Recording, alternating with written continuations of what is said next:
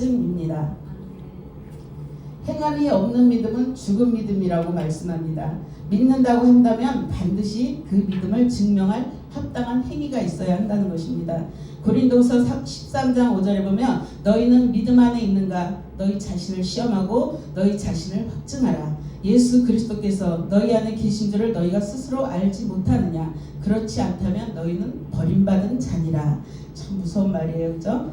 근데 사도 바울은 늘 자기 믿음을 확증하고 됐어요. 왜? 사도들처럼 예수님이 직접 세운 사도가 아니다 보니까 항상 자기는 자기가 믿음 안에 있는가를 자기 자신을 확인시켜야 되는 거예요. 그리고 항상 하나님의 부름받은 사도라는 걸 강조했죠. 자기가 그냥 스스로 된 사도가 아니라 하나님께서 자기를 택하시고 부름받았다는 걸 늘 강조했어요. 그리고 이분은 우리가 잘 알다시피 어느 곳에 내놔도 부족함이 없는 사람이었습니다. 어디서 듣기에는 키가 작다, 못생겼다 이런 말도 있지만 학문적으로 따지고 가문으로 따지자면 이 사람은 로마의 공회당에서 알아주는 가말리엘의 그 수제자격인 공부도 아주 많이 하고 율법으로 학식으로 높은 자리에 있는 사람입니다. 그럼에도 불구하고 이가 예수를 믿고 난 데는 자기의 모든 것을 정말 하찮게 배설물같이 여겼다라고 고백을 했어요. 스페인 격언에 보면은 돈을 잃어버린 것은 큰 것을 잃어버린 자이다. 그러나 친구를 잃어버린 자는 더 큰 것을 잃은 자이다. 그러나 믿음을 잃어버린 자들은 모든 것을 잃은 자이다 라는 말이 있습니다. 왜 그렇습니까? 우리가 예나 지금이나 이 세상을 살아갈 때는 정말 환경을 믿을 수도 없고 내 가진 지위나 내가 가진 명예나 벼슬 아무 소용이 없다는 거죠. 믿음이 있어야 됩니다. 오직 하나님께서 주시는 것이 참다운 축복이고 하나님으로부터 나오는 것인데 이것이 우리가 눈으로 보여져서 믿는 것이 아니라 하나님은 믿음 그 자체가 우리들에게 힘이 되고 능력이 된다는 것이죠. 우리는 이 말씀에 오늘 아까 본문에 읽으셨던 것처럼 믿음으로 사는 것이 우리를 향한 하나님의 뜻이기 때문입니다. 믿음으로 하여금 우리가 하나님 세계 멀리 있는 것이 아니라 우리가 삶의 현장에서 피부로 느낄 수 있을 만큼 가까운 거리에 있다는 것을 깨닫게 도와줍니다. 하나님은 우리 주시는 고차원의 행복은 바로 여기 믿음에 있음을 알아야 합니다. 믿음이야말로 제한된 우리의 인생을 무한한 하나님의 세계로 접속할 수 있도록 도와줄 수 있는 것입니다. 첫째로 우리가 인생을 살아가는 동안에는 하나님의 복을 받는 비결은 복의 근원이신 하나님을 믿어야 합니다. 믿고 의지해야 되죠. 하나님의 자녀답게 예수님의 제자답게 그리스도인답게. 그러면 어떻게? 베드로전서 2장 9절에 너희는 택하신 족속이요 왕같은 제사장이요 거룩한 나라요 그의 소유된 백성이니라는 말처럼 우리는 이 같은 삶을 살면서 우리 삶에 우리의 신분에 맞는 우리의 격에 맞는 인생을 살아야 한다는 것입니다. 그러나 이것이 우리 인생을 살아갈 때 믿음이 없이는 결코 하루하루 버티기가 힘든 것이죠. 인생에서 제일 어려운 문제는 대부분 대인관계에 있는 것 같습니다. 이 땅은 이 세상은 홀로 살아갈 수가 없죠. 물론 하나님을 믿고 의지하기도 하지만 또 내 옆에 이 사람이 같이 함께 사는 그러한 사랑 관계도 무시할 수가 없다라는 거예요. 그래서 하나님께서 우리에게 십자가 그 십계명을 주실 때 하나님과의 나와의 관계 대신계명도 주셨지만 사람과 사람 사이의 관계를 엮는 대인계명도 주셨기 때문입니다. 얼마나 중요하냐면 하나님과 사람과의 관계가 4계명밖에 없다면 그 10계명의 6계명부터 10계명까지는 사람과 사람과의 관계인 것이에요. 그래서 우리가 이 대부분 인간관계를 정말 갈등하지 않고 잘 이어가야 된다는 거죠. 작게는 가족에서 먼저 가족관계, 부부관계, 자녀관계. 근데 요즘 이런 것들이 너무 자주 빈번하게 가정이 깨어지고 부부가 서로 신뢰하지 못하고 의심하면서 각자의 우울증으로 병으로 약을 먹게 되고 정신과 치료를 받게 됩니다. 어떤 사람들은 그로 인해서 불면증까지 생겨가지고 밤에 잠을 못 자는 그러한 일들도 생긴다는 거예요. 이런 것은 뭐예요? 마귀가 우리에게 조금의 빈틈이 보이면 그 빈틈으로 마귀가 들어와서 우리 가정을 깨뜨리고 우리가 가장 믿고 살아야 되는 가족관계를 떨어뜨리는 거예요. 구약에서 보면 창세기 13장 8절에서 9절에 아브라함이 롯에게 이르되 우리는 한 골육이라 너나 나나 내 복자나 내 복자나 다투게 하지 말자. 내 앞에 온 땅이 있지 않냐. 나를 떠나. 너도 네가 가고 싶은 대로 떠나라. 내가 좌하면 나는 우하고 내가 우하면 내가 좌하리라. 이거 뭐예요? 아브라함이 조카인 자기 조카한테 자기 후계자로 삼고 자기 그 자손의 가문의 기업을 이룰 자로 삼게 하기 위해서 자기 형님의 아들을 데리고 나왔는데 점점 더 가축이 풍성해지니까 그 가축들이 먹을 양식이 부족해서 자꾸 이편저편 나눠서 싸우니까 그게 너무 마음이 아픈 거예요. 근데 아브라함은 누구예요? 믿음의 조상이잖아요. 그러니까 자기 조카한테 네가 먼저 결정해. 결정권 우선권은 나에게있지만 내가 너에게 양보할게. 네가 어디로 갈래? 네가 먼저 좋은 땅을 선택하면 내가 나중은 내가 가져갈게. 이렇게 해서 먼저 양보를 해요. 이 양보는 뭐예요? 갈등을 해소하죠. 우리가 지금 어떻습니까? 지난 한 해 동안 입에 올리기도 쉽지 않지만 이 나라가 너무나 어려운 혼란과 고통과 정말 불신과 어려운 삶을 살아왔잖아요. 이게 뭐예요? 서로 양보하지 않는 거예요. 서로 각자 자기 주도권을 잡으려고 하고 있고 자기 권력을 더 가지려고 하고 결국엔 우리가 서로 땅 따먹게 하는 거예요. 이런 것 때문에 그 고래 싸움에 새우등 터져가지고 우리나라 경제는 곤두박질치고 우리 자녀들의 앞길은 알 수 없는 그 미래를 향해서 불안해하면서 살아가고 있었잖아요. 이제 지난 것은 다 이전 것은 지나간 것이니까 잊어버리고 보라 새 것이 되었다라고 말씀했잖아요. 이제는 우리가 이 새해를 어떻게 살아가냐 이 문제가 우리에게 관건인 거죠. 근데 이것이 믿음이 없이는 또 살아갈 수가 없는 거예요. 근데 믿음만 가지고도 살 수 없는 거죠. 아까 얘기했듯이 대인 관계도 중요해요. 근데 대인 관계에서는 뭐가 있어야 돼요? 사랑과 희생과 섬김과 나눔이라는 이것이 있어야 우리가 분열의 갈등을 종식시킬 수 있다는 것입니다. 근데 이게 인간 힘으로는 될 수가 없어요. 인간은 왜? 죄 때문에. 타고난 원죄가 있기 때문에 절대로 양보하기 싫고 남보다 못한 거 싫고 남보다 지기 싫은 거예요. 그래서 우리는 예수님을 믿어야 돼요. 예수님을 내 안에 구조를 영접해야 돼요. 왜? 우리가 예수님을 닮아야 예수님의 제자로 살 수가 있고 예수님을 믿어야 예수님의 인생을 갈 수가 있다는 것입니다. 예수님께서 뭐라고 했어요? 나를 따르려면 자기 십자가를 지고 나를 따라오라고 했어요. 이것이 바로 참 제자의 길인 거예요. 베드로전서 4장 11절에 만일 누가 말하려면 하나님의 말씀을 하는 것 같이 하고 누가 봉사하려면 하나님의 공급하시는 힘으로 하는 것 같이 하라. 범사의 예수 그리스도로 말미암아 하나님의 영광을 받으시게 하려 하니니 그에게 영광과 권능이 세세 무궁토록 있을지어다. 예수님도 자기의 의를 나타내지 않았어요.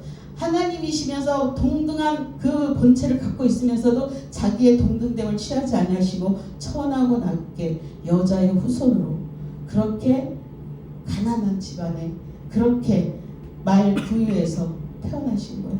왜? 먼저 낮아짐의 겸손을 보이신 거잖아요. 먼저 순종하신 거잖아요. 누굴 위해서? 하나님을 위해서. 우리의 복은 하나님으로부터 오는 거예요. 그렇게 해서 하나님과의 화평을 이루고자 헌신하는 그 사람에게 하나님은 복을 더해 주십니다. 둘째로 우리의 자화상입니다. 인생을 살다 보면 우리는 극심한 시련을 만날 때가 있어요. 누가 고통받고 누가 힘들게 살기를 원하겠어요? 그러나 피할 수 없는 것이에요. 인생이라는 것은 고난이 있기 마련이죠. 아무리 믿음 좋은 사람을 만난다 할지라도 헤어나올 수 없을 것 같은 환난과 고통의 그 물 가운데로 불 가운데로 지나가는 것입니다. 환난을 만나면 우리 사람들은 마음이 무너지고 부정적인 자화상을 갖습니다. 부정적인 자화상을 가진 사람은 건강한 인간관계를 가질 수가 없죠. 자신뿐만 아니라 주변의 가족과 이웃에게 피해를 주게 됩니다. 깨어진 자화상은 돈과 인기, 사회적인 성공으로 회복할 수 있는 것이 아니에요. 우리는 오직 예수님 안에서만 새로운 자화상을 가질 수가 있다는 것입니다. 우리를 위해 죽으시고 부활하신 예수님을 믿을 때 그가 십자가에서 흘리신 그 보혈의 그 능력으로 우리는 심판받을 죄인에서 존귀한 하나님의 자녀로 변화되는 것입니다. 아멘. 믿음의 조상 아브라함도 창세기 15장 6절에 보면 아브라함이 하나님을 믿음에 그가 이것을 의로 여겼다라고 했어요. 하나님 앞에 재물을 많이 드렸다는 것도 아니고 하나님 앞에 많은 헌신을 했다는 말도 아니에요. 하나님이 죽으란다고 죽는 신임 했다는 것도 아니에요. 교회를 많이 짓고 헌금을 많이 하고 그것이 아무 소용이 없다는 그냥 믿는 거예요. 거기서 떨어지라면 떨어지고 금식하라면 금식하고 내 뜻과 내 계명과 내 율례를 다 지켜 행하고 좌로나 우로나 치우치지 아니하며 내가 너를 세계 모든 민족에 뛰어나게 하리라. 하나님이 약속하셨어요. 우리가 지켜야 될 건 하나님의 말씀이에요. 하나님의 계명이에요. 하나님의 율법을 내 입에서, 내 입으로, 내 자손의 입에서 그 후손의 입으로 대대로 그 말씀과 계명이 이어질 때 하나님이 우리를 높이신다는 것입니다. 이렇게 사람은, 믿음의 사람은 무엇보다도 하나님의 말씀에 삶의 기준으로 인정하며 살아가는 것입니다. 이것이 바로 말씀은 믿음의 재료입니다. 우리가 어떻게 기도를 해요? 얼마나 머리가 좋아서 맨날 기도를 하겠어요? 아니에요. 말씀을 읽다 보면 그 말씀이 나에게 기도할 말을 갖다 주는 거예요. 내가 어떤 위험한가 어느 누가 앞에 선다 할지라도 말을 잘하려고 노력하지 말고 내 입에 말씀을 넣어주신 성령님을 의지하고 내가 필요한 그때 나에게 찾아오시는 성령께 의지하고 말씀의 그 재료를 만드는 거예요. 우리는 이 땅에 살아갈 때 너무나 많은 기도를 하고 있어요. 사실 그것이 결국에는 뭐예요? 나 잘 되게 해달라는 거잖아. 하나님 잘 되게 해달라는 게 아니라 하나님의 나라가 잘 되려는 게 아니라 내가 일단 잘 되고 나면 내가 하나님 높여드릴게요. 내가 잘 되면 하나님 좋으시잖아요. 내가 잘 되면 하나님 영광 되잖아요. 결국에 뭐예요? 나예요. 근데 그게 아니라는 거예요. 요한복음 1장 14절에 말씀이 육신이 되어 우리가 그의 영광을 보니 아버지 독생자의 영광이요 은혜와 진리가 충만하더라. 예수님의 말씀이 육신으로 오신 분이에요. 예수님 자체가 말씀이시고 예수님께서도 병자들을 고칠 때 어떻게 고치셨어요? 귀신 너를 코되게 꾸짖고 나가라면 낫고 네가 무엇을 원하는 낫기를 원하면 그럼 너는 고침 받았다. 이 말씀으로 하나님의 말씀으로 고쳤지 그가 무엇을 어떻게 해서 너 가서 나한테 돈 이만큼 갖고 오면 내가 그걸로 인해서 너를 고쳐줄게 이렇게 하신 게 아니에요. 하나님이 네가 원하는 게 뭐야? 네 원하는 거 말해. 그럼 하나님이 예수님이 뭐라 했어요? 그 원하는 대로 될지어다 된 거예요. 이 원래 이 땅 이 천지 창조가 뭐로 창조됐어? 말씀으로 창조됐잖아. 그래서 우리는 기도할 때 어떻게 해요? 말씀 붙잡고 기도해야 돼요.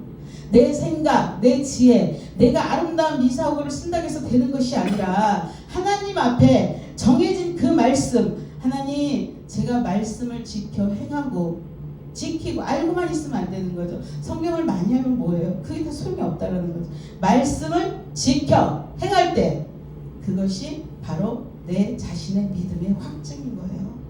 믿음의 확증, 그 확증이 나타날 때 하나님이 비로소 우리를 인정하시는 거예요. 믿음의 사람은 하늘의 양식을 먹고 사는 사람입니다. 위대한 부흥사였던 무디 목사는 믿음에 대해서 이렇게 말했습니다. 나는 하나님께 믿음을 달라는 기도를 많이 해. 근데 나는 그 믿음이 하늘에서 뚝 떨어지는 줄 알았어. 그런데 어느 날 시간이 흘러도 그게 안 떨어지는 거야. 하늘에서 뭐가 복이 떨어지는 것 같지가 않고 황금이 떨어지는 줄 알았더니 안 떨어졌어.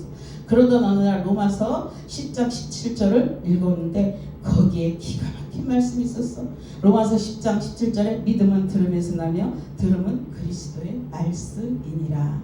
이 말씀을 읽는 순간부터 지금까지 믿음을 달라고 기도하면서 자신은 성경을 덮어놓고 믿었어요. 덮어놓고. 그런데 그게 얼마나 어리석은가를 깨닫고 난 데는 다시 성경을 읽기 시작했고 성경 말씀이 마음속에 들어오면서 믿음이 부쩍부쩍 자라나는 것을 깨달았습니다. 무디의 일화처럼 우리의 믿음의 근거는 하나님의 말씀입니다. 말씀을 잡아야 됩니다. 말씀. 제가 가장 사랑하는 요즘 제가 자꾸 기도하는 게 누가복음 1장 45절. 말씀이 믿어지고 말씀대로 이루어지는 여자는 복이 있도다. 누구한테 얘기했어요? 마리아에게 얘기해요. 천사가 마리아를 찾아서 네 뱃속에 임신이 아기가 있어. 근데 그가 누군지 알아? 이 세상을 구원할 예수야. 태어나면 아들을 낳을 건데 예수라고 이름 지어. 그랬을 때 아니 저는 약혼만 하고 아직 결혼도 안 하고 남자를 알면 어떻게 아기를 갖습니까? 그런데 천사가 그 말을 떠나가 버렸어요. 근데 이 마리아가 알았어요. 반드시 이 일은 이루어질 거라는 걸. 그래서 자기 몸에서 태어날 자가 이 세상을 구원할 자라는 게 얼마나 복된 말이에요. 그러니까 마리아가 뭐라 했어요? 말씀이 이루어지는 여자는 복이 있습니다. 반드시. 자기를 얘기하는 우리는 그러한 사람이 돼요. 말씀을 믿을 때 그 말씀이 이루어짐을 믿고 그 이루어진 말씀 붙잡고 우리는 하나님께 영광 돌리는 거예요. 예, 말씀을 알기만 하면 뭐예요? 믿어야지. 믿고 그것을 내 것으로 먹어야지. 그럴 때 바로 우리는 인생이 바뀌는 것이죠. 셋째로 우리의 변화를 주시는 하나님께 나아가야 합니다. 그러나 인생은 스스로 변하지 않습니다.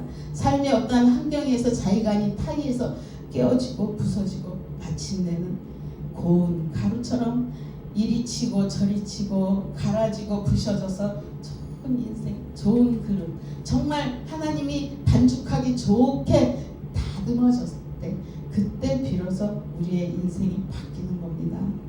고린도후서 5장 17절에 보면 그런즉 누구든지 그리스도 예수 안에 있으면 새로운 피조물이라 이전 것은 지나갔으니 보라 새 것이 되었다. 아무리 아쉽고 아무리 싫었지만 2024년은 내 인생에 다시는 돌아오지 않습니다. 내가 아무리 추억이 많고 축복이 많고 그게 갇힌 삶이었다 할지라도 2024년은 결코 다시 돌아오지 않습니다. 우리는 2025년도를 살아가기 위해서 노력을 해야 됩니다. 이 새로운 변화, 이것을 인정하지 않고 나는 싫어, 나는 지난해가 더 좋아, 그래봤자 소용이 없는 거예요. 그걸 그렇게 해봤자 나에게 아무 도움이 안 돼요. 야곱이 인생의 숱한 과정 속에서 변화되기까지는 천사와의 씨름까지 했잖아요. 야곱강 앞에서 건너가라, 싫어요, 건너가라, 죽을 것 같아, 못 가요. 그리고 어떻게 했어요? 자기가 가장 관계에서 멀다고 생각하는 사람부터 앞장서 보냈잖아요. 왜? 가다 죽으라고.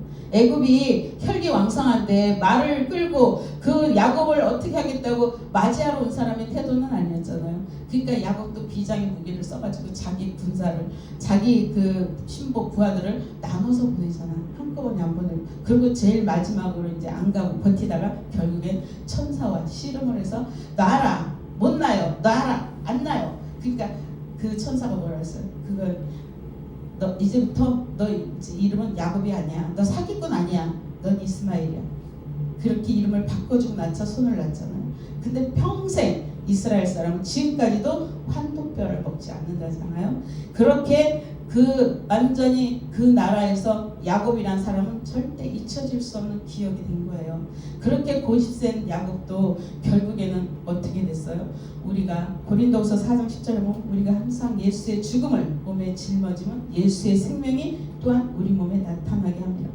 이토록 사랑하는 아들 요셉이 야곱은 죽은 줄 알았어요. 그래서 그 아들을 채색 옷을 입히고 그렇게 구별해서 키웠는데, 물론 사랑하는 라헬의 아들이기도 했지만 또 요셉은 꿈꾸는 자였잖아요. 어려서부터 꿈을 꾸면 형제들은 우리가 너희한테 절한다고? 너한테 절한다고? 너 미쳤냐? 막 이랬는데 아버지는 어떻게 생각했어? 얘는 특별하구나. 얘는 뭔가 다르겠구나. 그래서 아버지는 그걸 마음속에 두었던 거예요. 그래서 구별되게 자녀들한테도 그렇게 했는데 결국에는 그 아들이 죽었다고 얘기했잖아요. 형제들이, 자식들이. 그래서 결국엔 죽은 줄 알고 그 베냐민을 끼고 살았는데 어떻게 됐어요? 창세기 47장 8절에 보면 바로가 야곱에게 묻되 내 연세가 몇이뇨?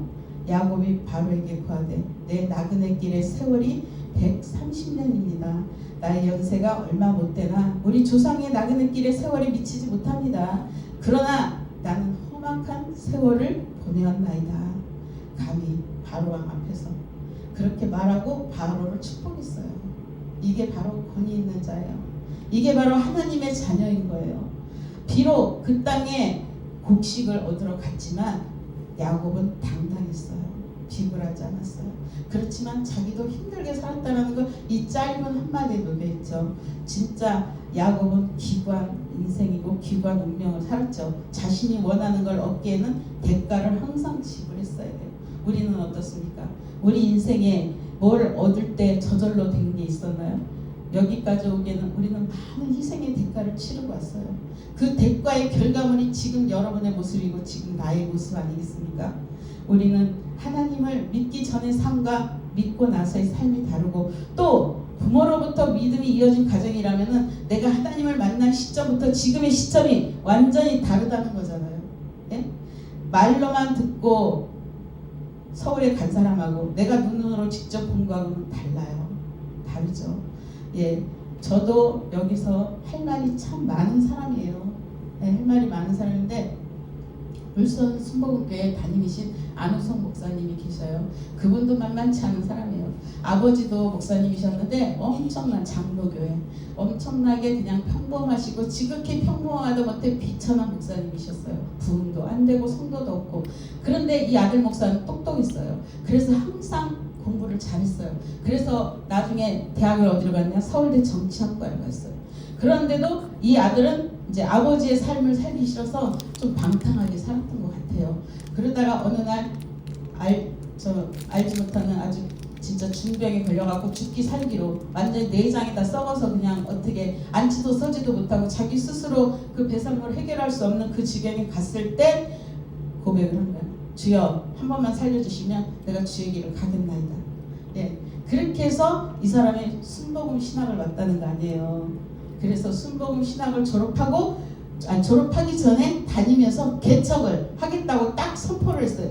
근데 가만 생각하니까 그래도 나라면 좀 튀고 싶으니까 그 청년이니까 여기서 순복음교회가 없는 장소가 어딥니까? 전국에 순복음이 없는 데로 내가 가겠습니다. 근데 딱 울산 어느 지역에 순복음이 없더래요. 그래서 거기에다가 말뚝 박고 그냥 개척을 한 거예요. 그냥 천막 같은 걸 지어가지고. 근데 각종 사람들이 다 와가지고 노숙자서부터 하여튼 뭐 무조건 다 끌어다가 앉혀놨대요. 그렇게 하다가 지금 몇천 명 되는, 이제 이름이 바뀌었는지 잘 모르겠어요. 하여튼 울산 순복음교회 안우성 목사가 엄청나게 젊은 목사였는데 지금 이제 한 10년 넘었으니까 이제 한 50대 중반이 됐겠네. 일단 그 사람이 그렇게 사는 데는 어마어마한 대가를 치른 거예요. 이 사람이 어떤 식으로 결혼을 했냐면 누가 이제 교회 사람이 중매를 했겠죠. 어떤 자매를 만났는데 딱 2번인가 만나고 결혼했어요. 왜 그런지 알아요? 시간이 없어. 난 당신하고 주고받을 시간도 없고 나는 왔다 갔다 할 시간이 없다. 우리 단축하자. 나하고 살래 말래. 살 거면 결혼하자. 이래가지고 결혼을 했대요. 얼마나 진짜 완전히 기가 막힌 사람이죠. 근데 지금까지도 잘 살고 있다고 그러더라고요. 어쨌거나 이렇게 인생은 녹록치 않아요. 하나님 없이 살아가는 인생은 더하겠죠. 하나님을 믿어도 우리는 인생이 녹록하지는 않다는 거예요. 저도 20대 초반에 장사를 했어요. 평화시장에서. 그래서 돈도 벌기도 했고, 제 꿈이 그때 당시 꿈이 뭐였냐면 돈 많이 벌어서 삐까번쩍 승용차 타고 허세 떨면서 살고 싶은 게 내 꿈이었어요. 그랬는데 그게 내 것이 아니다 보니까 어느 날 날라갔죠. 여기서 그 얘기는 솔직히 하고 싶지는 않은데, 어쨌거나 저는 제 12세 이전은 괜찮았어요. 유치원도 다녀봤고요. 저 원래 서울 출신이거든요. 전 유치원도 다녔어요. 유치원 노랑 그 망토 그거 두르고 빵모자 쓰고 빨간 떼딱구도 신고 유치원을 다닌 사람입니다. 네. 근데 저희 아버지가 양복점을 하셨고 저희 어머니도 부유한 집안의 사람이었어요. 근데 저희 어머니가 저보다 조금 더 잘생기셨어요. 미인이셨어요. 그러다 보니까 남자들이 어떻게 해가지고 엄마가 제가 9살 때 그냥 바람이 나신 거죠. 그래서 뱃속에 아이가 있는 채로 가출을 하신 거죠. 가셨어요. 그런 엄마를 얼마나 원망했겠어요. 또 아버지는 우리한테 앉혀놓고 뭐 얼마나 했겠어요. 예? 근데 그런 소리를 들으면서 자란 저희들은 엄마에 대한 감정이 어떻겠어요? 안 좋죠. 그리고 아버지도 젊으셨으니까 30대 초반이었으니까 30이었을 거야 아마. 그러니까 아버지도 그냥 젊은 여자 만나서 재혼을 하시게 된 거예요. 그런데 그 속에서 얼마나 괴롭겠어요. 남동생하고 저하고 또 여동생이 하나 있었어요. 제가 9살, 남동생 7살, 5살 여동생. 근데 어찌어찌 하다가 5살 여동생은 길거리에서 제가 잊어버렸어요. 엄마 찾아간다고 가다가. 남동생은 할아버지가 일찌감치 대 끊어진다고 시골로 데려가 버려서 항상 집안에는 여동생하고 저하고 있었는데 제가 엄마를 찾으러 간다고 쫓아다니다가 어떻게 하다가 애를 잊어버린 거예요. 그 지금까지 걔하고 산 건 4살 5살 기억인데 저는 아직 머릿속에 없어요. 그냥 있었다는 것만 알아요. 근데 남동생하고 저하고도 어느 시점에서 또 떨어져 살게 됐어요. 그래가지고 남동생을 만난 게 17년 만에 만난 거예요. 그리고 어머니는 간간히 그냥 친척들에 의해서 소식을 듣고 그냥 어쩌다 엄마가 학교에 찾아오면 만나고 이런 정도였어요. 그런 엄마가 내가 결혼해서 아이하고 둘이 사는데 엄마가 중풍을 맞으신 거예요. 쓰러졌다고 경희대병원에 입원했다고 전화가 온 거예요. 네가 좀 와줘야 되지 않겠냐. 그래서 저는 사실 그때 새로운 사업을 하려고 이제 이미 다 내일 아침이면 오픈을 할 거예요. 다른 건 아니에요. 사우나탕에 그 탈의실을 내가 인수해서 보증금 좀 내고 내가 인수해서 사는 거예요.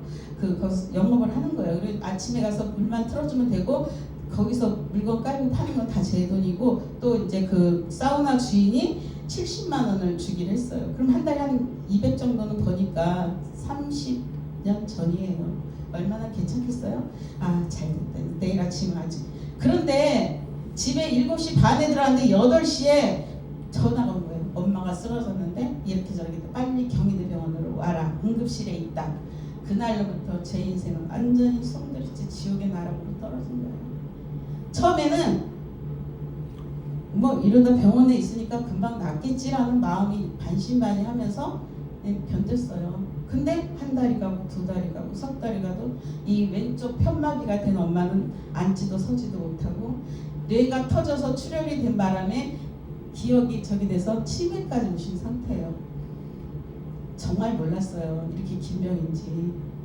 그 의사가 나한테 하는 말이 아무것도 안 해주는 거예요. 그래서 왜 우리 엄마한테 뭘 좀 해줘야 되는데 왜 약만 주고 아무것도 안 해줘요? 그러니까 해줄 수 있는 게 없대요. 평생 저러고 살아야 된대요.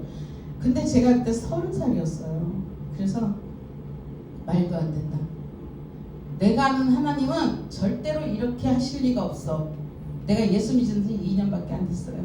절대로 이럴 리가 없다. 근데 엄마를 전도하라 그러나 보다. 우리 엄마가 절에 다니니까 전도해야지. 그래서 엄마를 정말 지금까지도 사심 없이 나는 하나님이 엄마를 나한테 전도하라고 붙여준 거라고만 생각하고 그것 다음은 생각하지 않았어요. 그래서 엄마를 제가 모시겠다고 딱 못을 받고 우리 남동생이 난리가 나는 거예요. 네 약가림이 나라고 2살 많으니까 막 나한테 그랬어요. 근데 내가 아니야. 하나님이 분명히 나한테 뭔가를 주셨는데 이걸 잘 해결하면 하나님 나한테 복 주실 것 같아. 그래서 이제 그때부터 엄마를 간병하기 시작하는데 하나님이 주신 마음은 어떤 줄 알아요? 그 밉고 싫고 그 왼수 같은 엄마가 천사처럼 보이는 거예요. 그렇게 이쁠 수가 없고 이렇게 어린아이 같을 수가 없어요. 천진난만한 거야. 기억상실이 됐으니까 천진난만하지. 니를 앉아라 이렇게 하라면 이렇게 하고 먹으라 먹고 뭐 웃으라 먹고 시키는 대로 다 하니까 엄마가 그렇게 이쁘게 보일 수가 없는 거예요. 귀찮지가 않아. 똥을 만져도 깨끗하 아무렇지가 않아. 냄새도 안 나.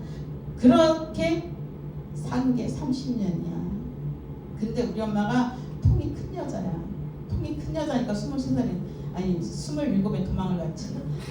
애를 내가지고 세상에 반포터미널 지하상에서 아동복 장사를 하는데 가게수per 100만 원짜리 20장이나 남발해가지고 기소중지가 된 상태에서 뇌출혈로 쓰러진 거였더라고. 알고 보니까 빚쟁이들이 와가지고 깍두기 아저씨들이 침대에다 내 안방에 와서 어떡할 거야, 줄 거야, 말 거야 이러니까 내가 어떻게 되겠어요. 이 순진한 여자가 뭐 순진하지는 않았어요 사실. 근데 어쨌든 살아야 되니까 맨날 그런 사람들은 멱살 짚고 싸우고 욕하고 뭐 때리면 같이 때리고 뭐 막 난리도 아니었죠.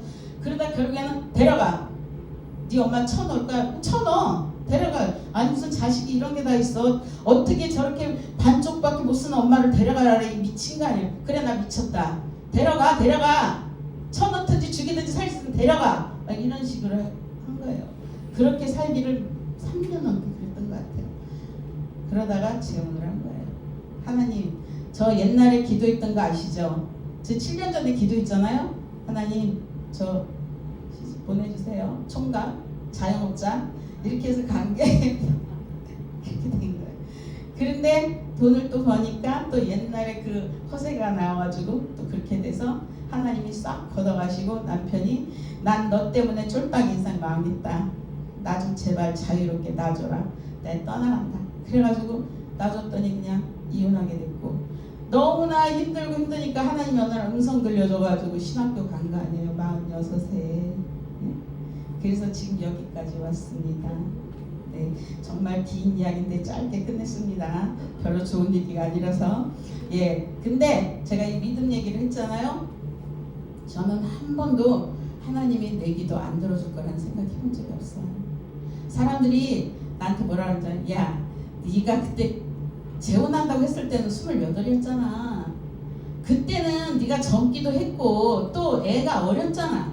그러니까 총각 달라고 그러고 자영업자 달라고 했지만 지금은 네 상황이 다르잖아. 엄마가 뇌출혈에 중풍에 아이는 8살에 야, 염치가 있어라. 어떻게 총각을, 그것도 자영업자를. 근데 나는 있죠. 왜 못해? 아브라함도 다 받았는데 나는 왜 못해? 할 수 있어. 니들이 하냐? 하나님이 하시지?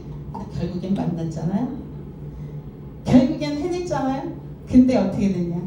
돈이 많이 벌리고 하루에 그 75년도에 아니 95년도에 하루에 300만 원 이상 매출이 올라가니까 짜장면 2,000원 할 때 올라가니까 교만이 드는 거예요. 남편이 눈 한번 찡그리면 이러면 알았어. 주일날에 엄청 바쁘잖아요. 주말에 짜장면 배달. 그러면 알았어 이따가 갈게. 9시에 가던 예배를 11시에 가고 11시 지금 바쁜데 이러면 알았어 1시에 갈게. 또 1시에 가고 또 1시에 피곤하다 졸리다. 그럼 3시에 가고 3시에 갔더니 은혜가 안 되네. 또 5시에 가고 가기 싫다. 이러다가 땡땡 하다 보니까 어느 날 하나님이 그냥 건물주가 그냥 부도를 딱 내가지고 건물이 그냥 탁 넘어가 버리고 그것도 모자라서 남편이 나한테 막 또 성질 부리고 술 먹고 행패 부리니까 허리를 딱 쳐가지고 디스크로 딱 주저앉혀 버렸잖아요. 그리고 나니까 남편이 한다는 소리가 너 만나서 되는 일도 없고 재수 없으니까 빨리 이혼 도장이나 찍고 꺼지래잖아요. 그래서 제발 이혼은 관두고 나가서 돌아다니다 아무 때나 와라. 필요 없어. 이혼해주고 너는 이제 그만 살자. 그렇게 된 거예요. 그렇게 됐는데 하나님이 그때도 또 어떻게 했어요? 하나님은 고난이 오면 또 기도하면 돼요. 하나님 어떻게 살아야 돼요? 어떻게 해야 돼? 하나님 다 주셨는데 도로 가져가면 어떻게 되는 거니까 하나님이 또 이제 신학교를 팍 집어넣잖아요. 그렇게 해가지고 지금 이렇게 왔는데 제가 생각해 보면은 어느 한 순간도 하나님이 개입하지 않은 일은 한 번도 없었어요. 왜? 근데 우리 하나님 그거 알아요? 우리가 어느 정도 성장하면 우리 믿음을 달아봐요. 흔들어봐요. 너 어디까지 참냐? 너 됐냐? 덜 됐냐? 흔들어 보시더라고요. 그런데 제가 만약에 그때 세상으로 갔더라면, 제가 만약에 그때 저희 엄마를 버렸더라면 어떻게 됐을까요? 이 자리에 설 수 없었을 거예요. 근데 저는 항상 주어진 환경에 거기서 극복하게 해달라고 하나님 도와달라고 기도했어요. 내가 피할 수 있게 해달라고 하지 않았어요. 하나님 어떻게 하면 되겠어요? 어떻게 하면 될까요? 여기를 어떻게 지나가야 될까요? 하나님 그때마다 얘기했어요. 약복강에서 만난 야곱의 하나님 도와주세요.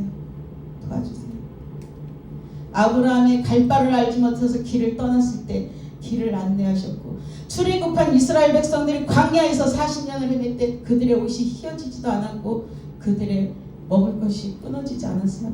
내 입에 거미줄 치게 하신 하나님 아니시잖아요. 그러려면 나를 차라리 그때 죽여버리지 왜 살렸어요? 그러신 하나님 아니시죠? 도와주세요. 난 하나님이 하실 수 있다고 믿어요. 내가 원하는 거 다 해주셨잖아. 하나님 도와주세요. 어떻게 하면 돼요? 어떻게 살면 돼요? 어떻게 가면 돼요?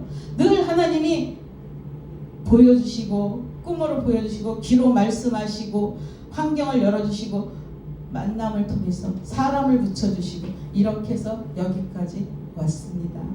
늘 하나님은 나를 중간에 놓고 이 길로 갈래 이 길로 갈래 항상 선택은 내가 했어요. 여러분 선택은 본인이 하는 거예요. 최초의 범죄자인 아담도 하와가 먹을래 말래 할 때 안 먹어 이랬으면은 이렇게 안 됐을 거예요. 근데 먹었잖아. 본인이 결정했잖아. 본인이 선택했잖아. 자기 선택에 대한 책임은 져야지. 자, 이것이 바로 우리의 인생입니다. 근데 우리의 인생은 이미 하나님께서 다 손바닥에 재고 있는 거예요. 너는 내 손바닥에 있어. 이렇게 우리가 하나님 앞에 붙들린 인생이 되면 그때 이제 하나님이 우리를 들어 사용하시는 거예요.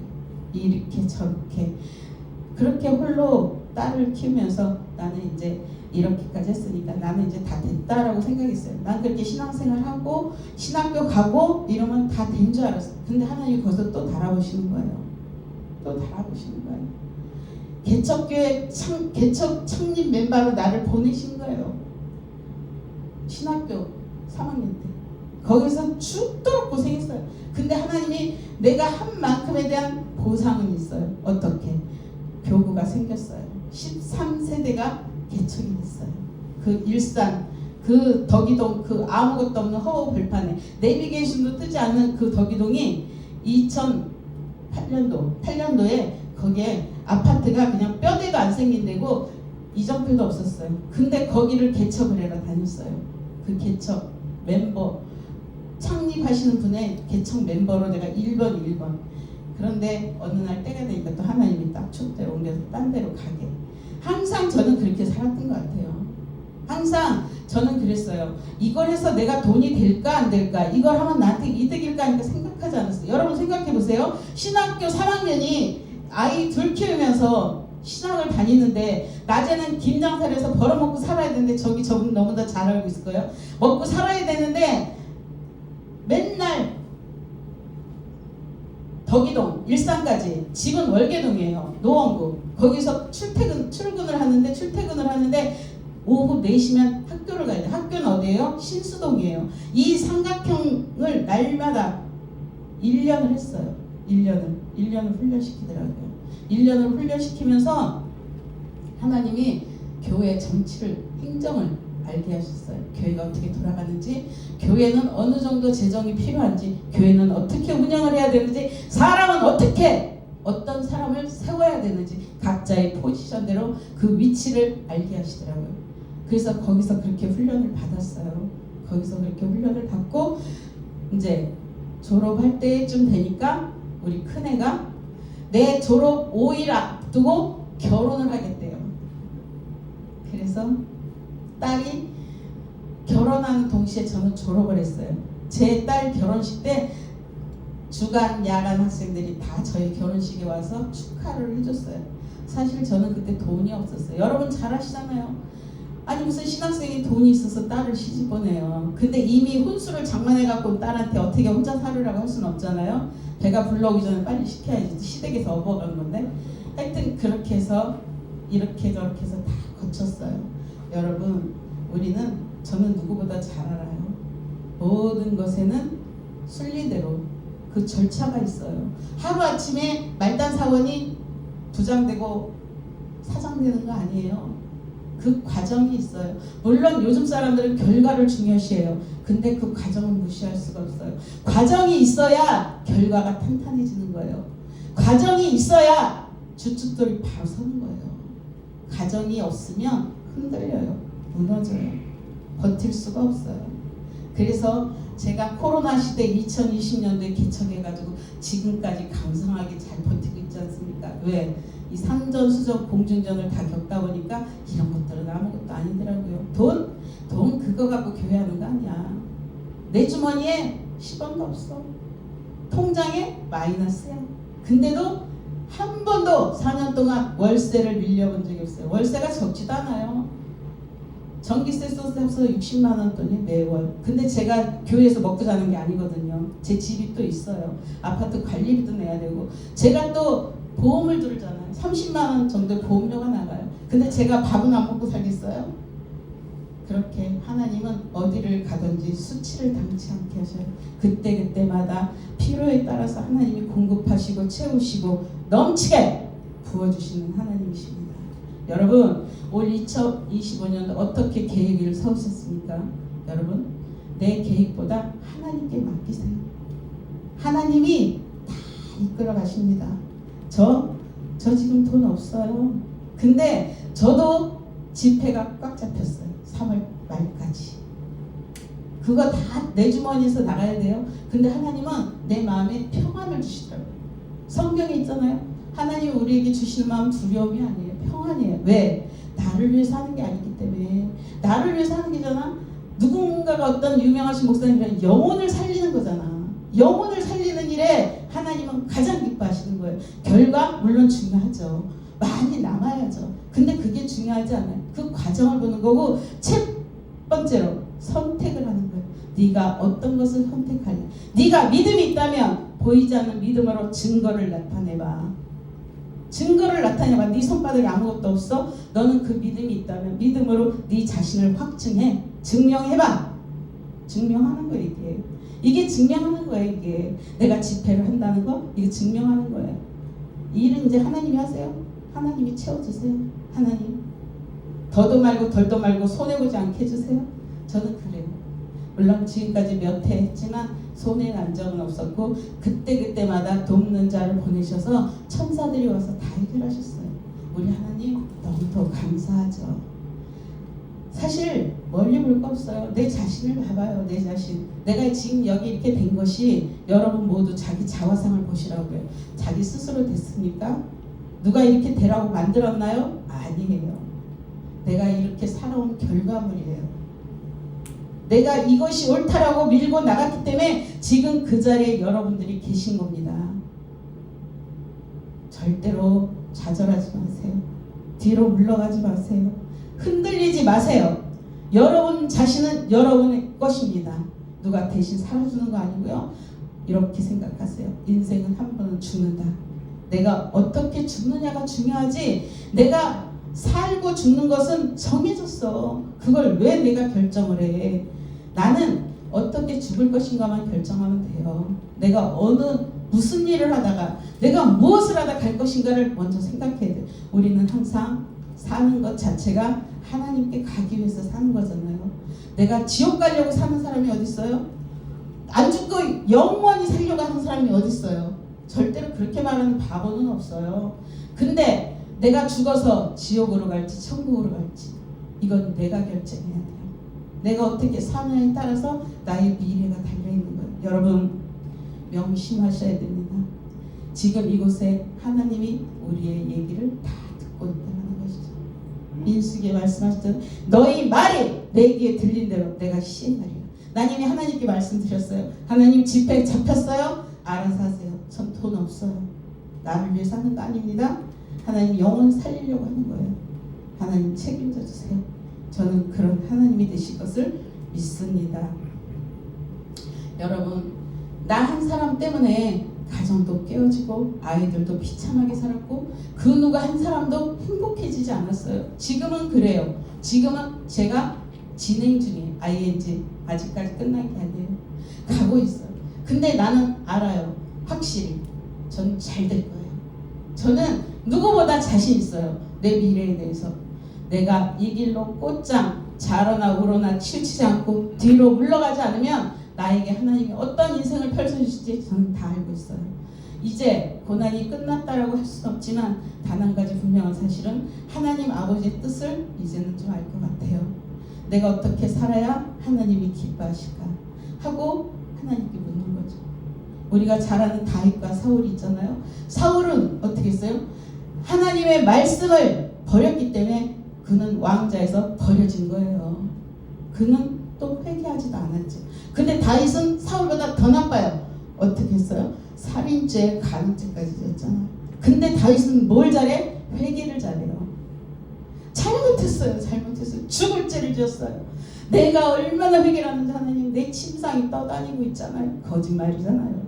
근데 그 정도로 회개했다는 거예요. 그 정도로 자기 죄를 뉘우친다는 거잖아요. 그리고 다윗은 어떻게 했어요? 전쟁에 나갈 때마다 승승장구해서 항상 이기고 전리품을 받아왔어요. 왜? 하나님 싸울까요? 나갈까요? 어떻게 할까요? 그러면 하나님이 나가라. 아니다. 도망가라. 포로 도망도 다니고 했었어요. 그렇지만 다윗은 항상 하나님의 뜻을 구했죠. 물어봤어요. 자기 뜻대로 결정하지 않았다는 거죠. 지금까지는 내 고집대로 내 의지대로 살아왔지만 이제는 다윗처럼 여러분도 하나님 아버지 어떻게 할까요? 라고 물어보세요. 로마서 2장 5절에 보면 다만 내 고집과 회개하지 아니한 마음을 따라 진노의 날 곧 하나님의 의로우신 판단에 따라 그날에는 내게 임할 진노를 네가 쌓는도다. 네, 우리의 완고함과 이 고집, 이 회개하지 않는 것, 이것도 우상 숭배고 하나님 앞에 반역하는 겁니다. 하나님께서는 우리가 세상을 변화시키는 하나님의 도구로 쓰임받기를 원하십니다. 더 이상 우리는 세상 앞에서 무기력한 존재가 아닙니다. 우리는 예수님 안에서 변화된 하나님의 자녀입니다. 하나님께서는 우리에게 산같이 커다란 환난과 어려움도 해결할 수 있는 능력을 주셨습니다. 소년 다윗이 거인 장수 골리앗을 물리친 것 같이 우리가 하나님 능력에 그 능력에 팔을 붙들면 놀라운 승리의 경험을 하게 됩니다. 짧게 두 가지 말씀 전하고 말씀을 맺겠습니다. 로마서 8장 35절에 누가 우리를 그리스도의 사랑에서 끊으려 환난이나 박해나 기근이나 적신이나 위험이나 칼이랴. 로마서 8장 37절 그러나 이 모든 일에 우리를 사랑하시는 이로 말미암아 우리가 넉넉히 이기느니라. 여러분 천국은 이긴 자가 가는 곳이에요. 이긴 자가 어떻게 이겨?